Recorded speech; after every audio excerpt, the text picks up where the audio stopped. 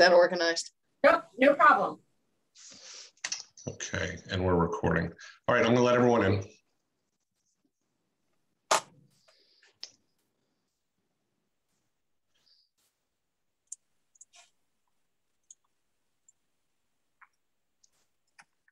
Good morning, everyone who's joining. We're gonna give it about a minute for the rest of the people to gather, and then we'll begin.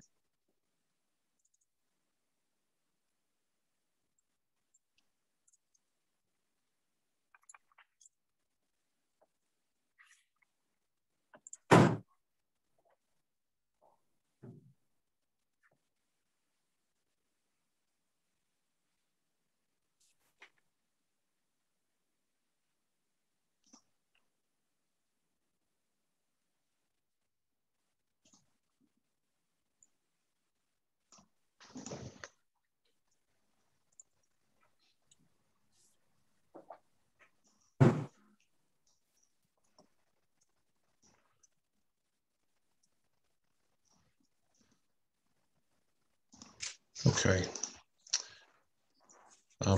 Let's begin. Good morning, everyone. Welcome to the Legislative Affairs Committee meeting at the Montgomery County Chamber of Commerce. I, of course, am Brian Levine, Vice President of Government Relations here at the Chamber. And I wanted to say good morning to everyone. And just so you are aware, we are recording today's meeting as we do with all of our policy committee meetings. And before I hand it over to our co-chairs to get going with Delegate Dumais, I wanted to acknowledge our President and CEO, Gigi Godwin, is on the line today, as she is with virtually every meeting. And I wanted to acknowledge board members who are on the call besides our co-chairs. I see Dennis Dunn from AT&T. Gigi, am I missing any board members who are on? Don't think so.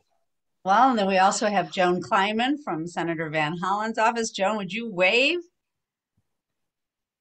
Hi, There we Joan. go. And I'm glad to see that Charlie Scott has joined us from WMATA. Hey, Charlie. Yeah, that's a great segue into what I wanted to say next, Gigi. Charlie Scott has led an effort to secure us the guest for our next policy committee meeting.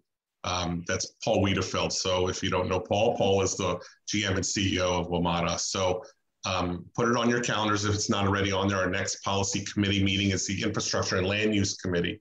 That's Tuesday, October 19th, 8:30 a.m. So we hope to see you there as well. And if I may, I'd like to acknowledge, I see board member Dennis Dunn from AT&T is on. Dennis, you want to wave or say good morning? He's a strong silent type. It looked like you unmuted there for a minute. I don't know. And then we have Paul Madrazo from GlaxoSmithKline GSK. Thanks for joining us. And we have phone numbers, but I'm not sure who the phone numbers are. So we have some other terrific folks with us today, but and I see Murali Kalapudi is also on the call, one of our members. Ellen, of course, you're on. Thanks for your hello message. And with that, let's keep going. Okay. So we're very pleased to have Delegate Dumais this morning. Before we get going, we like to take a screenshot of our virtual meeting. So if you don't mind, if you're comfortable, turn your camera on or leave it off, whatever you want. I'm going to say 3, 2, 1, and then I'm going to take a photo, okay? Mm-hmm. So put on your best smile. And 3, 2, 1. Thank you, everyone. So I also wanted to acknowledge that we have Ashley Bagwell, our county lobbyist, with us. Ashley, can you wave? Great. Ashley takes notes during these meetings because we get some great ideas during these discussions. Thank you, Brian. Thank you. So without further delay, I wanted to introduce the co-chairs of our Legislative Affairs Committee, Leslie Ford Weber and Mickey Papillon. Take it away. All right, I will kick it off. Good morning, everybody. Mickey Papillon. I'm pleased this morning to announce and introduce Delegate Kathleen Dumais. She was elected to the Maryland House of Delegates back in 2002, representing District 15 in Montgomery County. She's currently the vice chair of the House Economic Matters Committee. She received that appointment back in 2019. Before serving on that committee, she was a longtime member of the House Judiciary Committee and vice chair of that committee from 2011 to 2018. She comes with a great deal of experience and expertise, no slid of the tongue there on the cannabis issue here in Maryland. And so we are excited to discuss this morning what is going to be forthcoming with this issue. So with that, I will turn it over to Leslie Ford Weber to take it away. Hey, Mickey, and thank you, Delegate Dumais, for being here. Delegate Dumais is part of a work group appointed by the House leadership. It's not a bipartisan work group, correct? This is your House work group. But I think the members are very interested in hearing about how the group is going, about what issues that you are discussing, and perhaps a little bit of forecasting, if you will, whether the citizens of Maryland will take a vote on this or whether it will actually go in the form of a bill that we might see in the next session. So Kathleen, if you would lead us off with whatever remarks that you want to preview for us, and then we'll take some questions from the group. And we're aiming to finish up for everybody, just so you know on your calendars, around 9:15. Okay, great. All right, well, that's helpful too. Well, thank you. It's nice to see everybody again. It'll be so nice when we can begin doing this in person someday. I don't know when that might be, but it's still good to see everybody's faces and smiles. So I am a member of the work group that was established by the speaker in July. And Speaker Jones has made it very clear that she, despite the fact that she herself has some concerns about legalization of marijuana because of effects it may have on people, particularly under the age of 18, she does believe that some of the criminal justice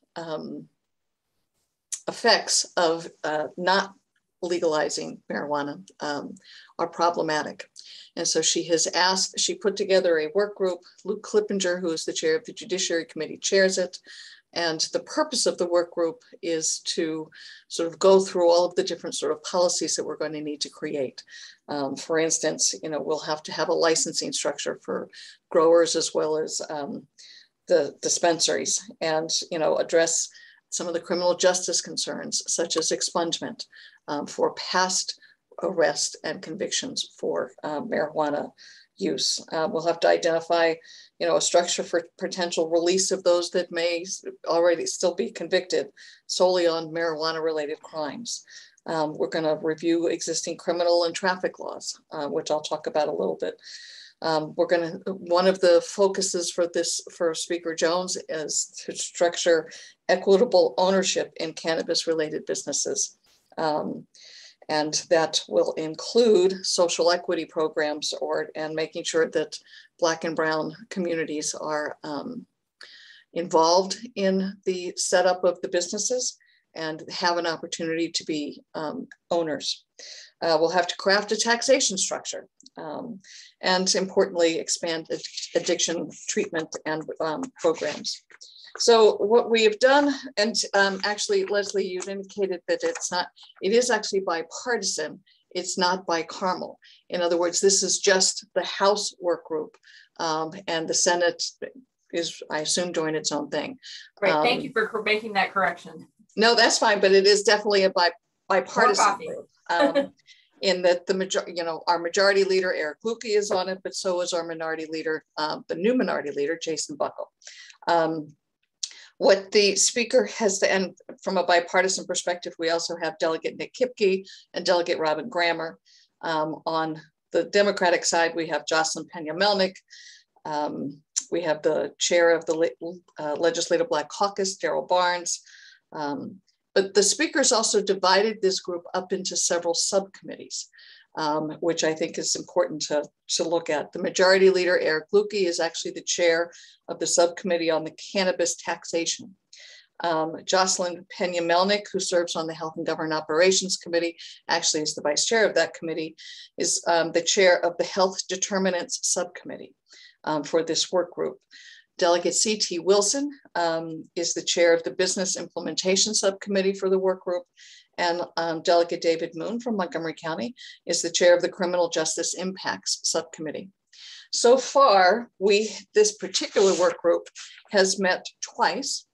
And if you're interested in following the work group, if you go to the General Assembly website, which is the www, then mgaleg.maryland.gov,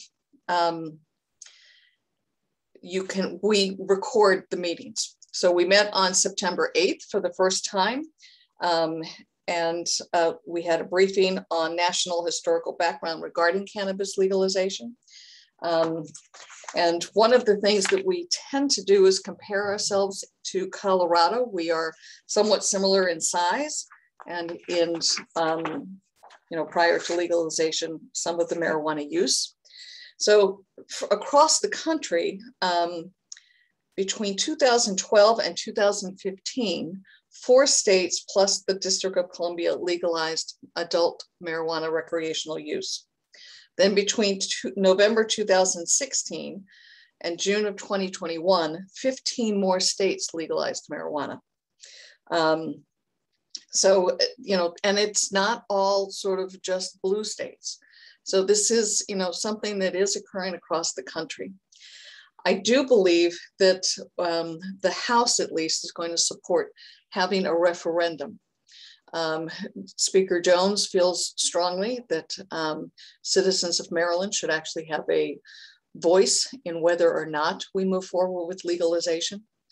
But at the same time, what we will be doing during the legislative session is and crafting legislation that would sort of immediately go into effect if the referendum passes in November of 2022. My understanding is that the Senate is not as wedded to having a referendum. So how that will end up being resolved, I can't necessarily predict. My guess is that there will be a referendum.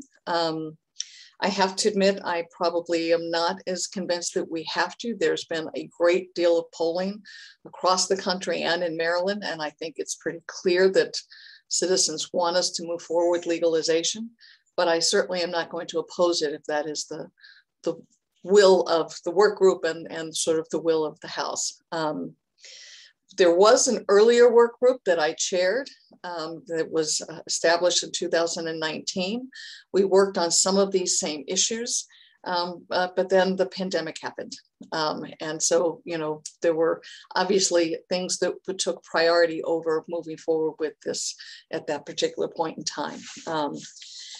We've had 2 meetings. Like I said, one was September 18th, which was just sort of an overview of the legalization of cannabis in the country. Our second meeting was yesterday, and that was a presentation discussion on cannabis and health determinants. It was the materials, by the way. You can also go to the website. Once you're on the MGA website, you would then look under committees and go to House. And then there will be a list of committees under House. It'll be the 6 standing committees, but then there are special committees listed underneath that. If you click on the Cannabis Work Group, you'll see the meeting list, but next or under each date, if it has already occurred, you can click on the little camera and you would actually be able to watch the hearing, but the meeting materials are also at the place where you can, again, just click on them and you'd be able to see all of the materials. Yesterday's was very interesting, and it's something that, again, some of it was since sitting on the House Judiciary Committee for 16 years, where we've had bills about legalizing marijuana, and we certainly went through the process of establishing our medical marijuana our medical marijuana system. And the health determinants are very interesting, and the materials that were presented yesterday are very good. They really talk about sort of what the impact of marijuana use is on various age groups. And there was a great deal of good information regarding sort of who's using now and what's been the trend. Interestingly, there is a trend of individuals 55 and over using it more. Again, these aren't real high numbers, but that tends to be the trend. And they're the ones that are actually, the over 55 are the ones that are going to dispensaries to purchase.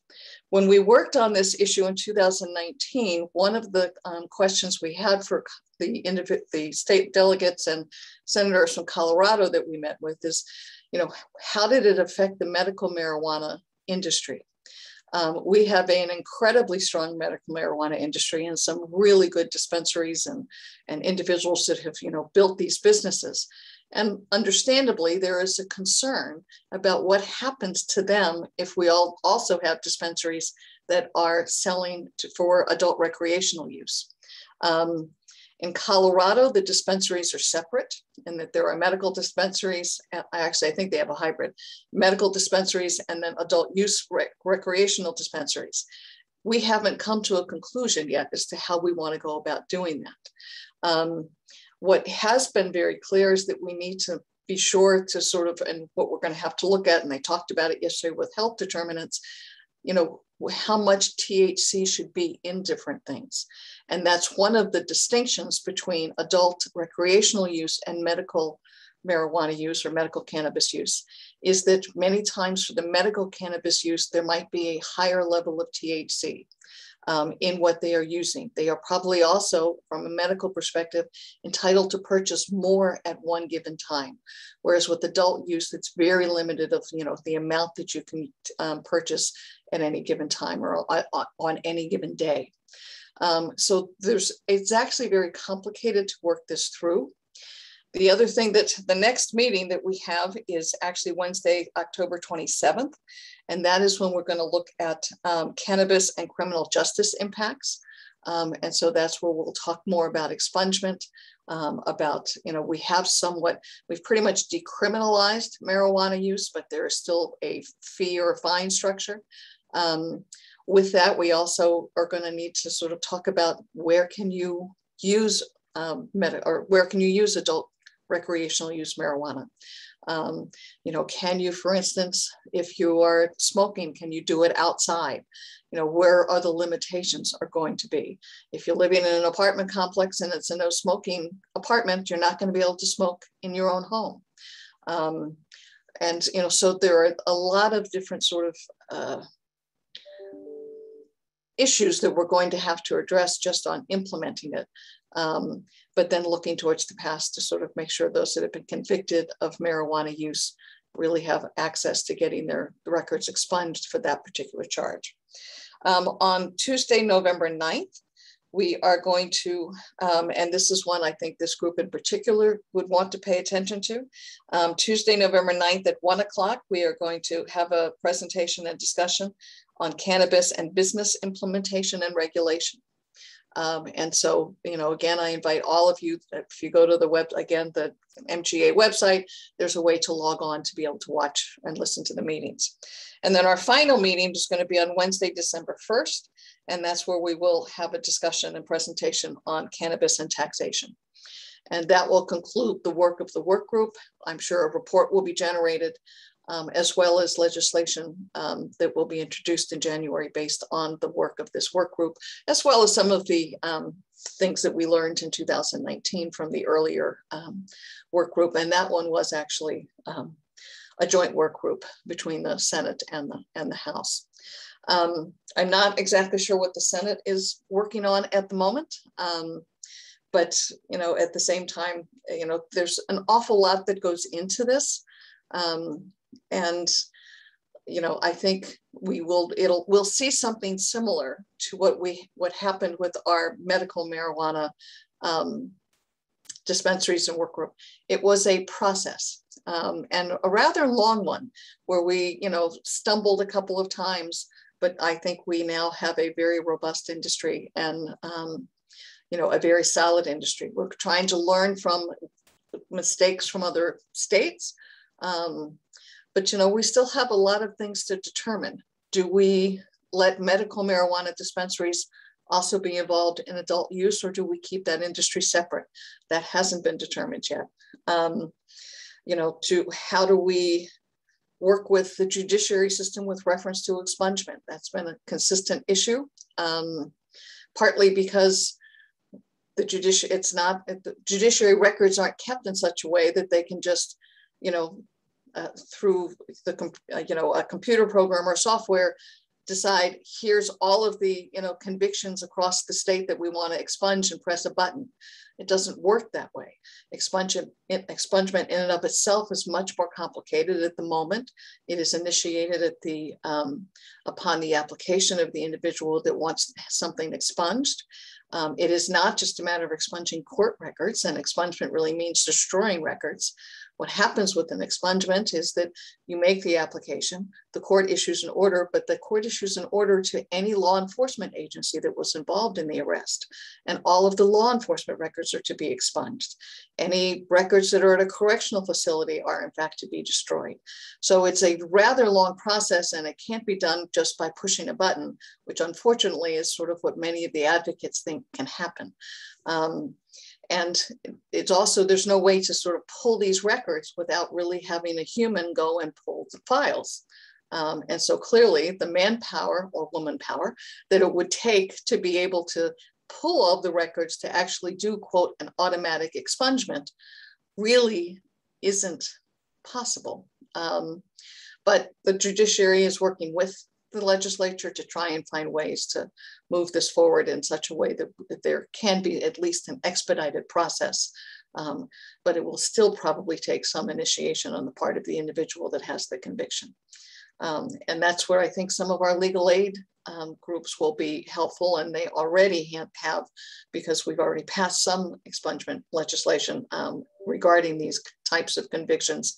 But legal aid and other, Public Justice Center and many other legal groups hold expungement clinics so that, and try and advertise those to people, can come and they will help them through these forms, without cost. I do think that the presentation that we had yesterday was particularly important about health determinants. There's a lot of good research available about the impact of it. And although marijuana is not considered addictive, there is sort of, I wouldn't call it new, but terminology that talks about cannabis use disorder, where individuals are in fact overuse cannabis. And that's not necessarily the overwhelming majority of people that are using cannabis, but it is certainly an issue.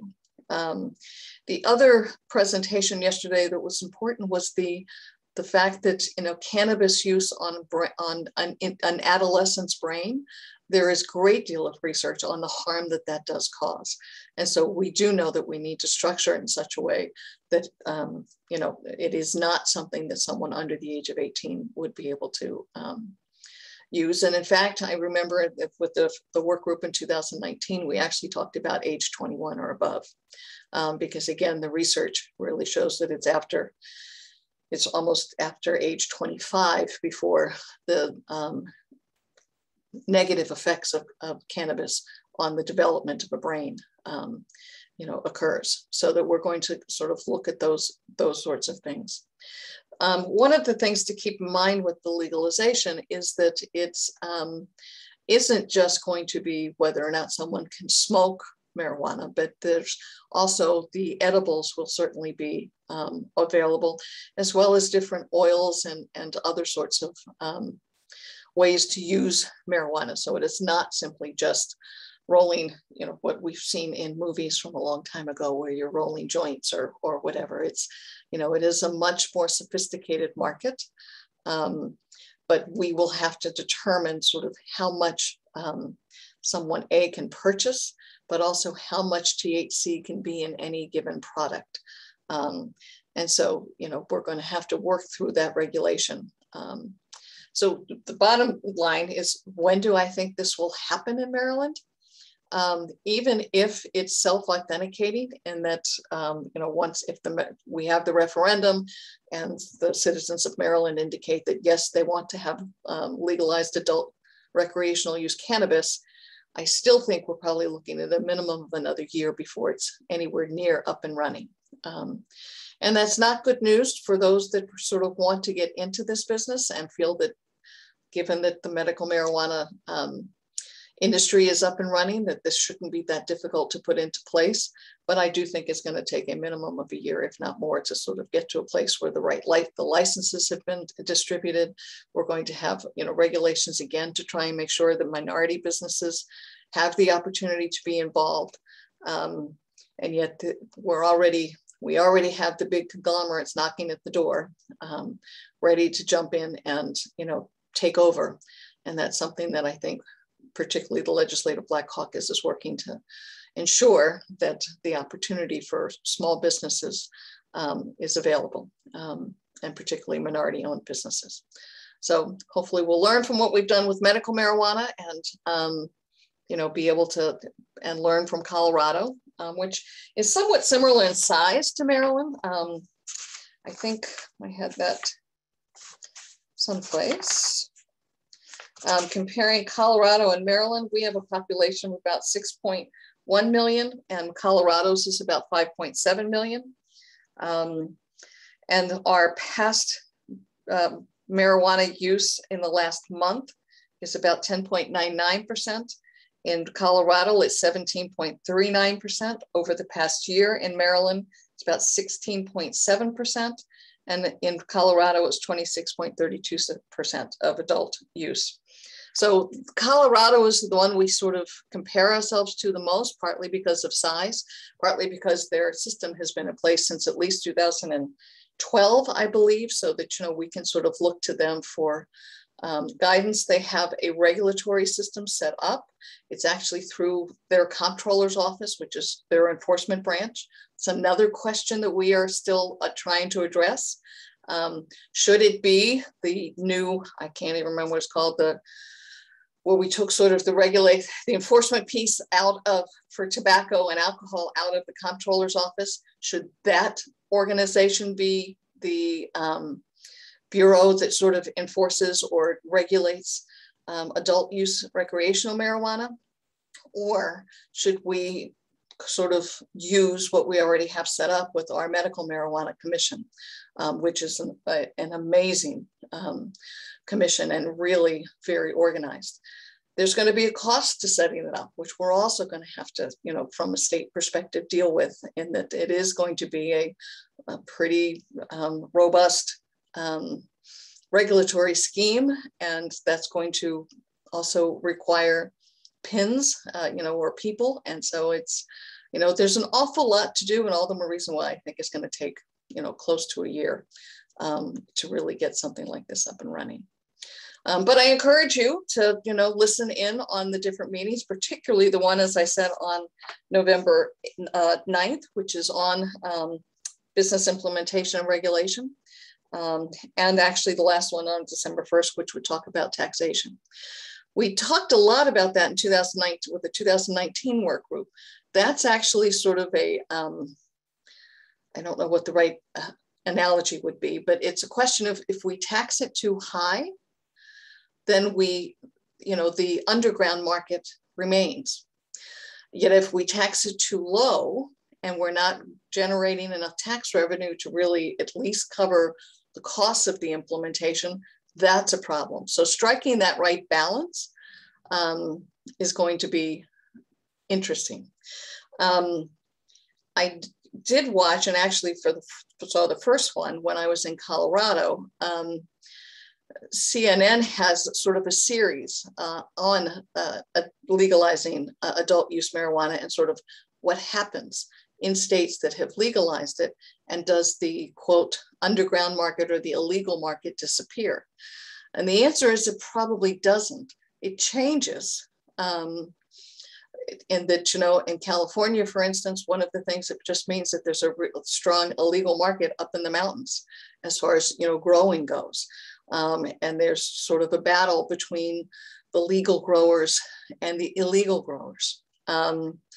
There was a piece on this CNN series about how in Colorado, they're not necessarily selling marijuana or cannabis illegally there, but they're growing it and they're exporting it.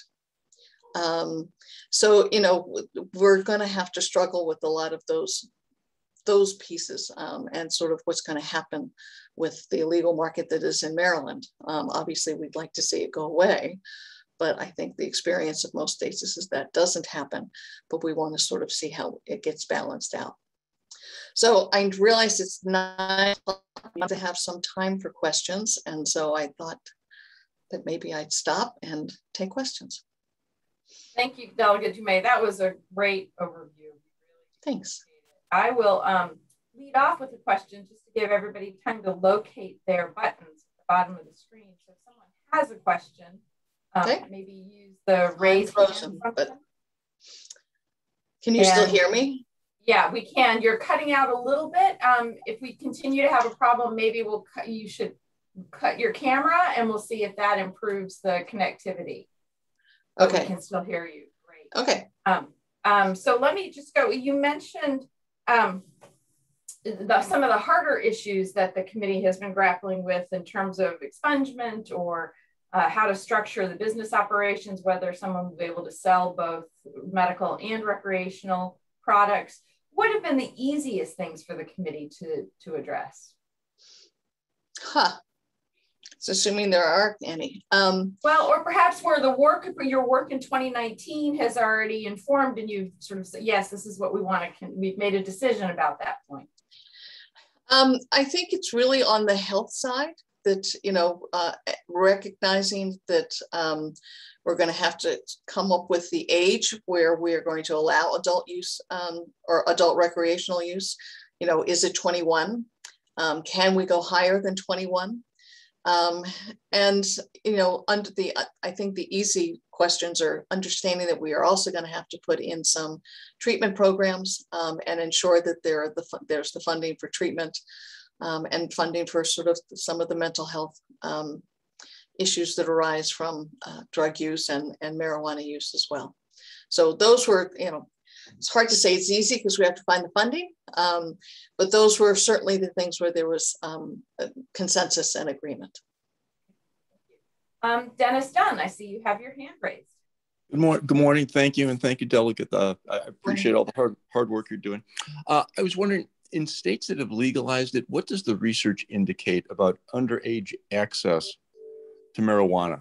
Now that it would be legal and be in the home, it would seem to be more available for children. And I was wondering whether that has ever been researched in terms of what is the effect on academic achievement, standardized test scores, and furthermore, the totality of the costs about workplace safety, driver safety, et cetera, to society. I'm glad you mentioned the driver safety, because I meant to address that. A lot of the research that has been done is exactly what we looked at yesterday. And there are some wonderful charts, and I guess I should have, and I can actually forward it to Brian so he can send it out for the materials from yesterday. But there's been a great deal of research about whether or not there's been increased use by adolescents, and there hasn't been. It's actually either leveled off or gone down. Which, it sounds somewhat counterintuitive, but that is what the research shows. We didn't see anything yesterday specifically on standardized test scores, but we did receive some information regarding driving and, the impact on, traffic fatalities. And again, it's been minimal. With all due respect to the research that's on this, the research also makes it very clear that when you're looking at the impact of impaired driving, not drunk driving, it's really difficult to determine. And we found that when I served on the Judiciary Committee for years, and we were looking at impaired driving legislation. Impaired driving or drugged driving, it's really difficult to determine the impacts because, number one, you can't necessarily determine which drugs. Someone could be, determined to be drugged driving on a stop, but maybe it was, and I'm exaggerating, but, too much NyQuil or Benadryl that they were, sleepy. And at this point in time, the only time that blood is drawn to determine whether or not someone has drugs in their system is if there has in fact been an accident with life-threatening injuries. So that, someone can be stopped and an officer could assume that the person was clearly under the influence of something. We can certainly measure with the breathalyzer if it is alcohol, but there is no current test to determine whether or not someone is under the influence of something other than alcohol, unless they, there's a blood test, which again, in Maryland and most states, you are not, for privacy and sort of civil liberties reasons, you're not able to take their blood unless there has been an accident with life-threatening injuries. But there is research regarding impaired driving, and it's in the materials from yesterday, as far as at least what we know so far, particularly looking at Colorado as one which is the state that's had legalized adult use marijuana the longest. Sounds like it's a business opportunity for someone who wants to develop one of these diagnostic tests. So, and I know that there are some in development now. One would be similar to a breathalyzer, but it's not out there yet, and that's a problem. And I think the research, I don't know that it was discussed yesterday, but I remember from 2019, part of the issue is that usually the impaired or drugged driving, it's more than one. It is not solely marijuana. It's probably marijuana mixed with something else. So it's really hard to isolate, what impact adult recreational use cannabis has on the driving. Thank you. Ellen Coren. Thank you, Madam Chair, and good morning, Delegate Dumais. So good to see you and good to see everyone. So first of all, Baltimore Sun had a good editorial yesterday on this issue, if you guys want to take a look. And one of the things that comes up every time states consider their own laws on any topic are the word patchwork comes up in terms of a patchwork of various laws and regulations. So did you have a briefing on any actions taken by the federal government or considered? I mean, what are you hearing in terms of the federal government actually moving on this issue? Just rumors, but that there might be some movement. Certainly at least in banking regulations, I think that we'll see, some changes. And I think there was something that was passed. I think it passed last year, but I don't honestly remember. I mean, that was really one of the issues that I think even our dispensaries and growers from medical marijuana have found is that, they can't use you as banks. There's only one bank, I believe, in the state of Maryland that is obviously a state bank that will, in fact, take deposits. So they have to find other ways to handle their cash. And so it's, that's sort of the business regulation piece of it that I think is going to be very interesting to listen to on November 9th, and, listen to the presenters there. So I'm hoping under this administration, there is some movement at the FDA. And again, these are the rumors. There is some movement at the FDA to take marijuana off of, the schedule that is on now and put it on one that is still certainly restricted, but at least not illegal. And, I think there's, more of a push. And again, I think, as with so many things, that it bubbles up from the states. And if we now have over 25 states that have some form of legalized adult use, and there are 35 states that have medical marijuana, I think that we'll have to, eventually the FDA is going to have to react to sort of what all of these states are taking into account. Thank you. Hope that answered. Yes, thank you. But I'll look at the Baltimore Sun editorial. I missed it. So I will. Thank you. I just read it online this morning, but it was dated yesterday, so perhaps it's today's print edition. Kathleen, I grew up in Michigan, and I was back there this summer and noticing a controversy in my local paper about where the township was going to allow the recreational use stores to set up shop. So I'm thinking about what are the types of powers, if you will, that you continue to see will be reserved to the localities in terms of if we go to adult medical use here? That's absolutely something that I know Colorado struggled with. And it is very much in local localities. So, I mean, we were in Denver. The work group that I was on in 2019, we actually took a field trip and, to go and look at sort of Colorado. But if we were in Denver and the county that was right outside of Denver, and I forget the name, it might've been Aurora. It's like, they don't have any, but then the next county over did. And so, you find several along, sort of the strip around the county that didn't have any.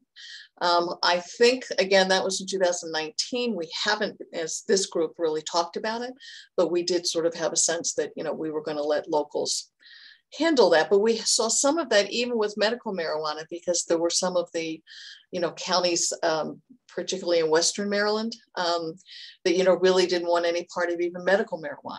And yet from a, particularly for medical purposes, access perspective, we felt it was important. And I have to admit, I haven't looked at that in a while, but I think we did indicate that, you know, there needed to be some everywhere. And that, you know, although we'd let the locals determine, you know, whether or not it could be near a school or a church or whatever it was, but that there really had to be dispensaries everywhere in order not to, you know, force someone from Western Maryland to have to drive to Montgomery County to get something that was helping them with, you know, whether it was whatever medical issue they had, seizures or, you know, handling, you know, the effects of cancer or whatever the case may be. So I think, you know, those are discussed. We haven't finalized any discussions, but it's certainly something that we're going to, you know, I think there'll be less